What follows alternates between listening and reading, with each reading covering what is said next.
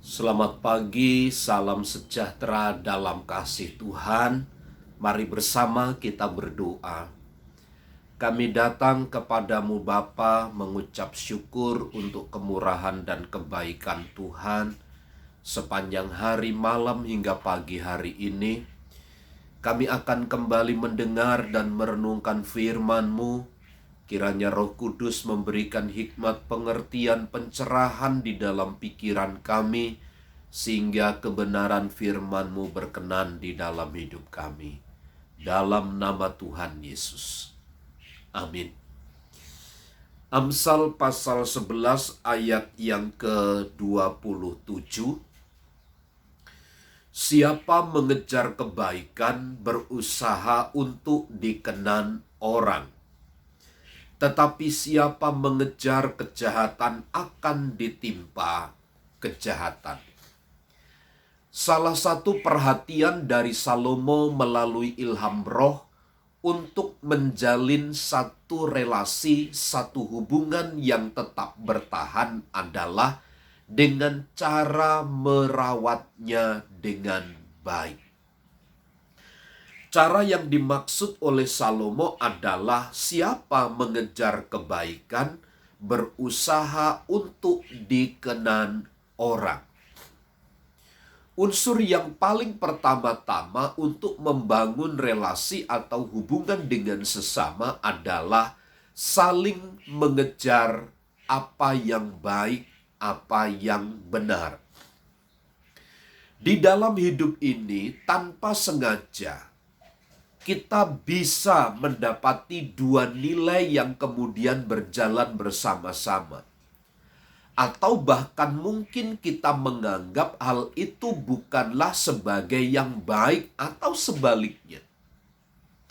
Kita sedang memikirkan yang baik, padahal itu jahat. Atau mungkin bisa saja kita berpikir itu satu kejahatan, tetapi merupakan satu kebaikan.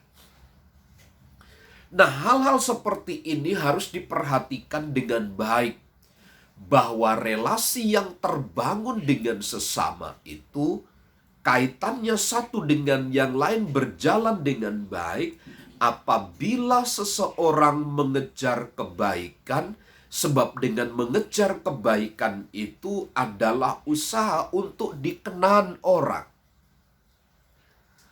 Di pandangan umum, ketika kita berlaku baik, ketika di pandangan umum kita berkenan kepada mereka, sesungguhnya kita akan dipandang baik dan dikenan oleh mereka. Karenanya unsur ini sangat penting untuk menunjukkan kredibilitas kita sebagai anak-anak Tuhan. Mari kita memunculkan kebaikan-kebaikan di dalam hidup kita ini, agar relasi kita dengan sesama dapat terjaga dengan baik. Berbeda dengan orang-orang yang mengejar kejahatan akan ditimpa kejahatan pula. Orang-orang yang melakukan kejahatan, mereka akan dikejar oleh kejahatan. Mereka akan ditimpa oleh yang namanya kejahatan. Itulah sebabnya siapa mengejar kejahatan akan ditimpa kejahatan. Orang yang berjalan di dalam kejahatan atau yang sedang melakukan kejahatan, maka mereka akan ditimpa oleh kejahatan itu sendiri.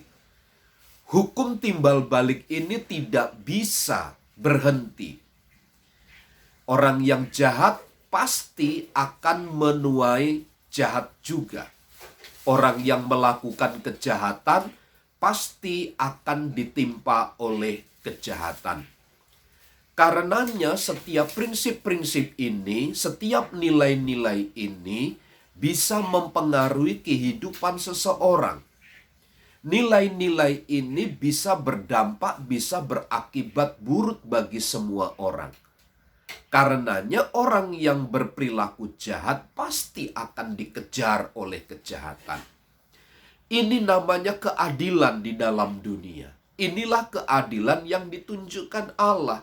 Orang yang baik akan diperkenan, tetapi orang yang mengejar kejahatan akan ditimpa oleh kejahatan itu sendiri.